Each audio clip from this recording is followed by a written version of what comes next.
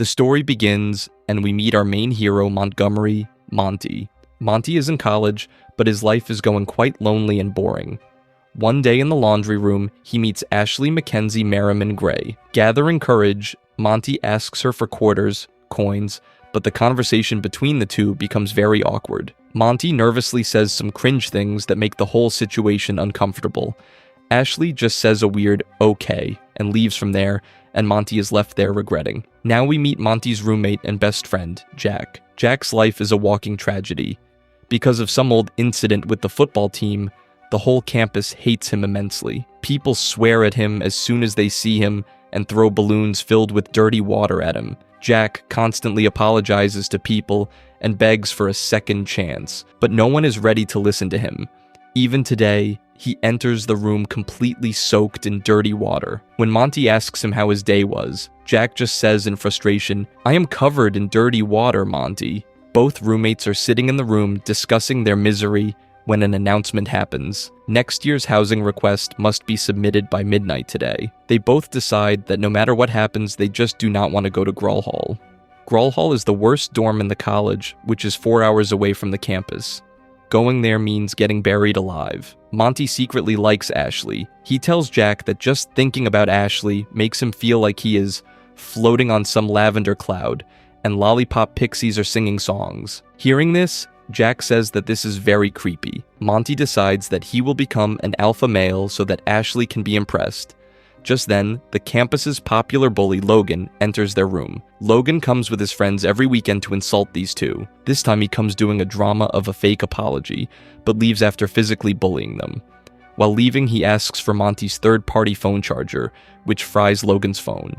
In anger, Logan breaks Monty's bottle and leaves both of them alone and in a miserable state. After the bullying, both are feeling quite low. Monty starts talking about giving his pet butterfly Lysander a new nectar brand. Hearing this, Jack's mind blows up. He shouts, "We are in college.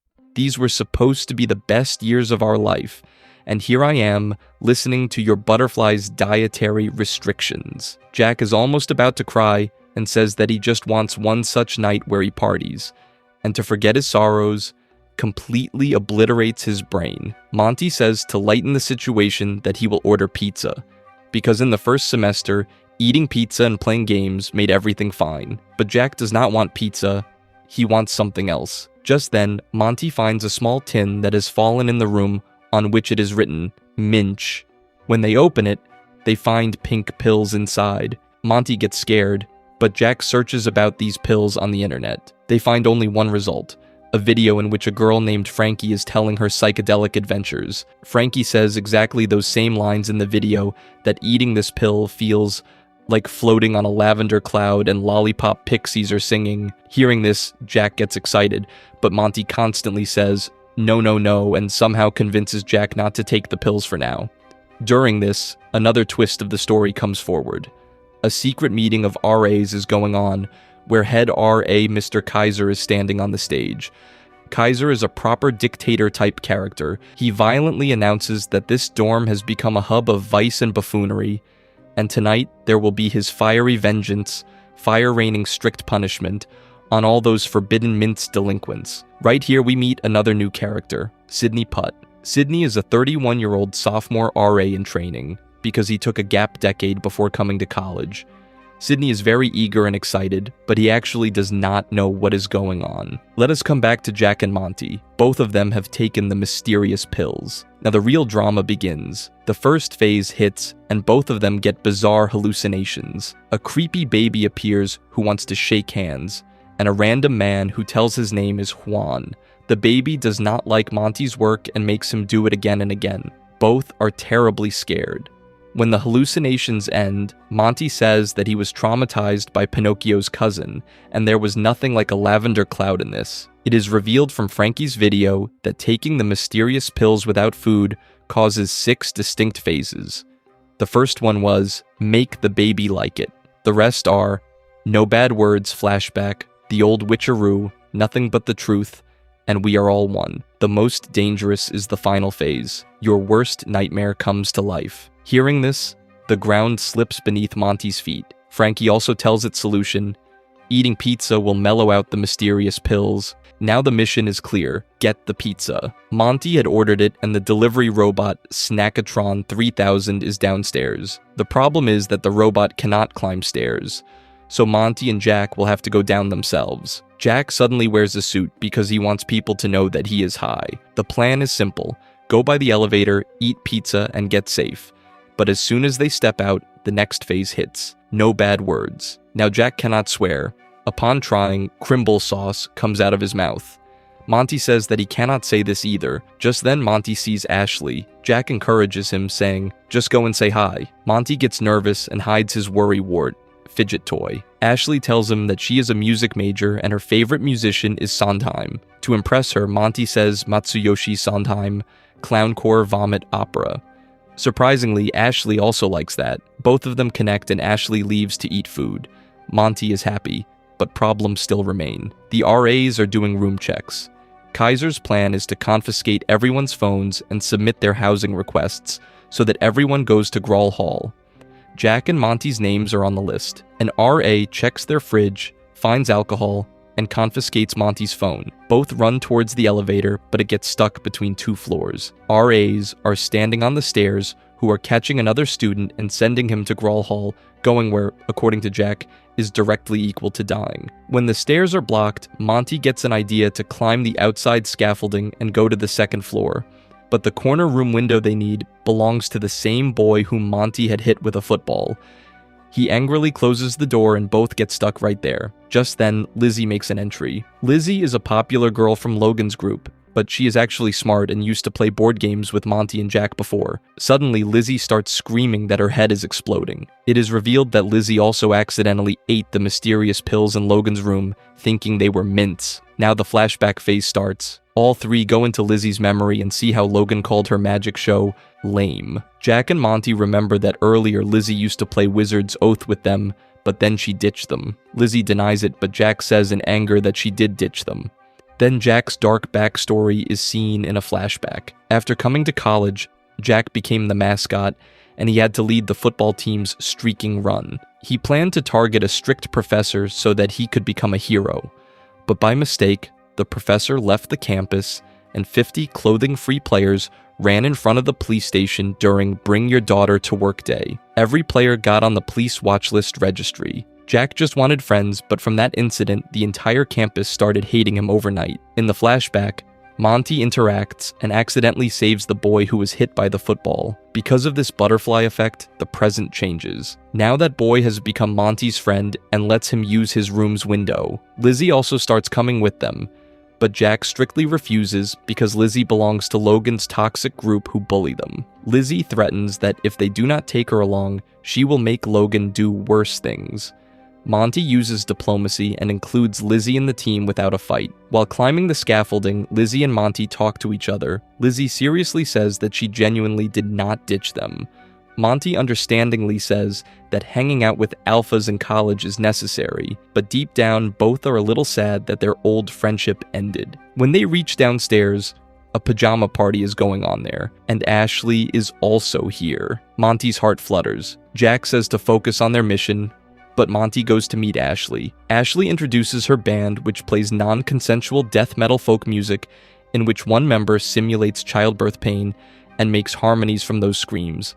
Monty gets completely shaken from the inside, but to impress her, he says, "Fantastic." Here, Jack is hiding under a table because people from the football team are roaming in the party who will eat him alive. Lizzie finds him out and asks him to come outside.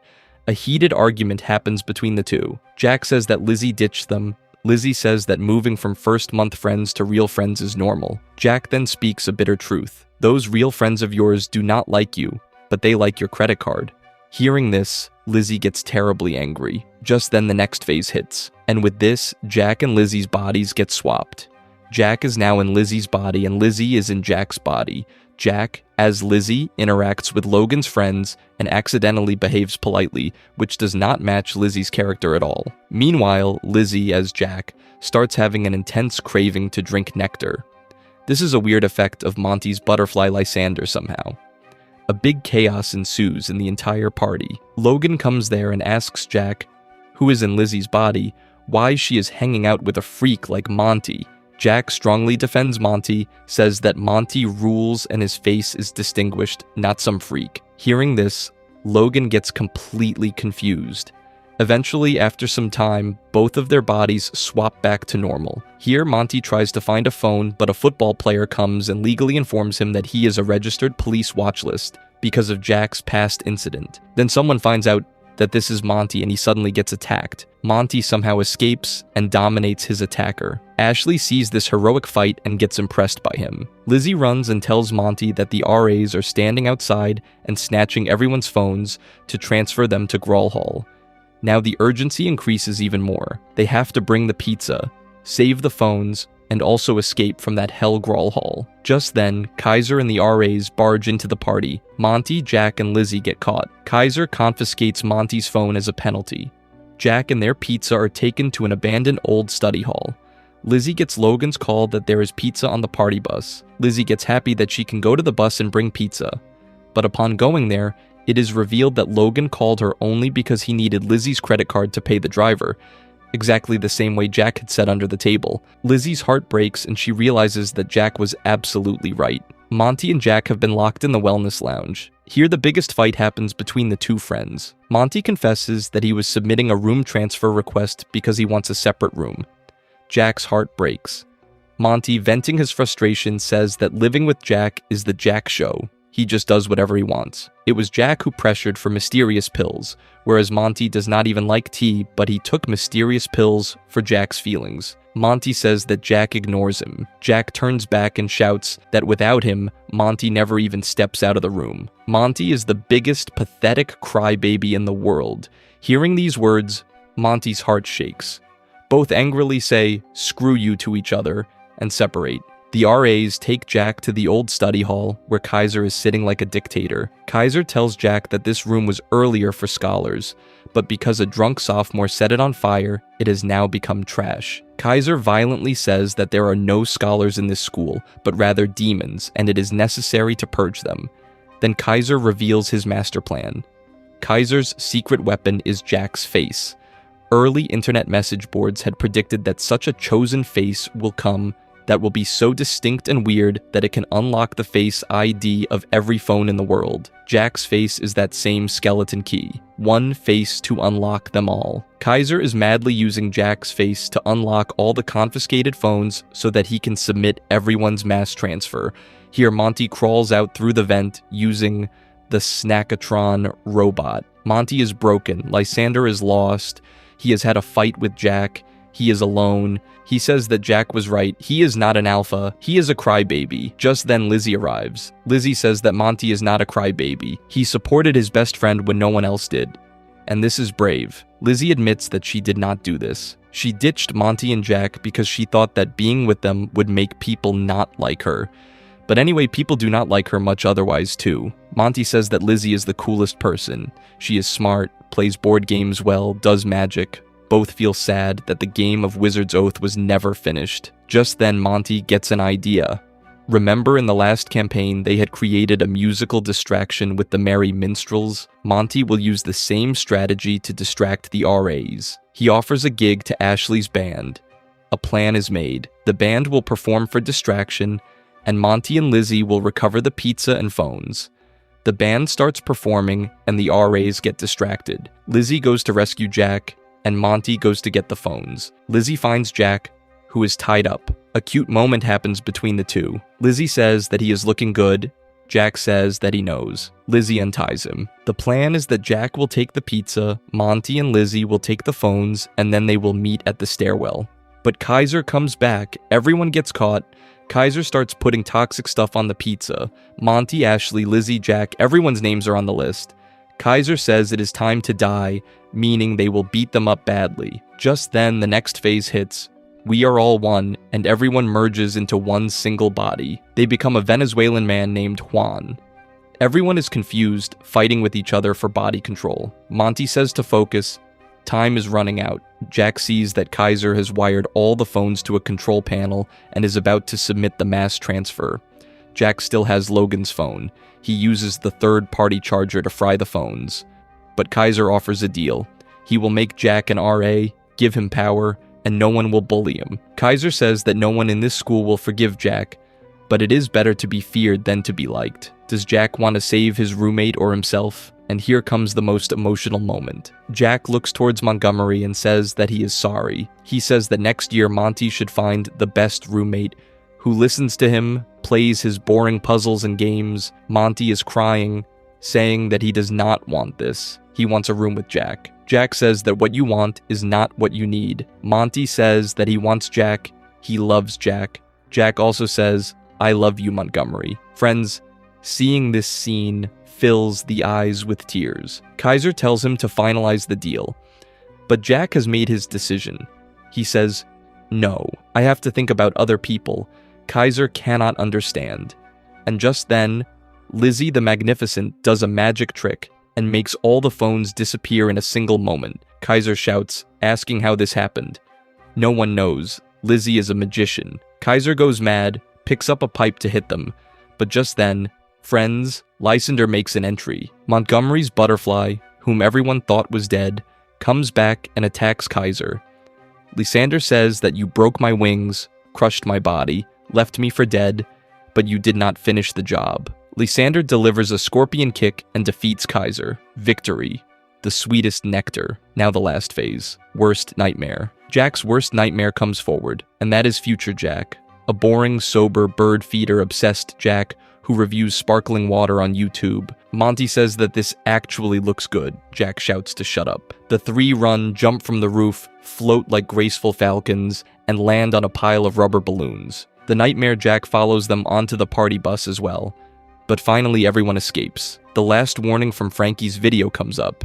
If you take more than one pill, the horrible nature of reality will be revealed. And right then, the fourth wall breaks. The characters start discussing how senseless this story is, how any college freshman keeps a butterfly, how 3 people became 1 Venezuelan man. They argue that the title of the movie should be better than Pizza Movie. It is revealed that all of this is the shooting of a low-budget movie. One actor complains that his character has no nuance. He only delivers exposition. Back in the story, the Snackatron robot finally climbs the stairs, and Montgomery is satisfied with his order. Ashley's band thanks them for the gig. Ashley asks Monty if he would ever go on a date, but Monty respectfully declines. He says that they are not a good match because Ashley scares him, but he wishes her well for the music. Lizzie gives the party bus and credit card to Logan and finally realizes who her real friends are. Jack, Monty, and Lizzie sit together. They check the time. It is only 8:30 right now. All of this happened in just 45 minutes. Jack asks if they want to do something. Monty asks, "Finish Wizard's Oath?" All 3 are ready, and Monty says, "College is awesome. I love being 19. Friends, this story teaches that real friendship does not give popularity. Real friendship is where you share your darkest truth and no one judges you. The 3 learn that in the race to impress others, we forget those who truly stand up for us. So the question is, are you able to recognize your real friends?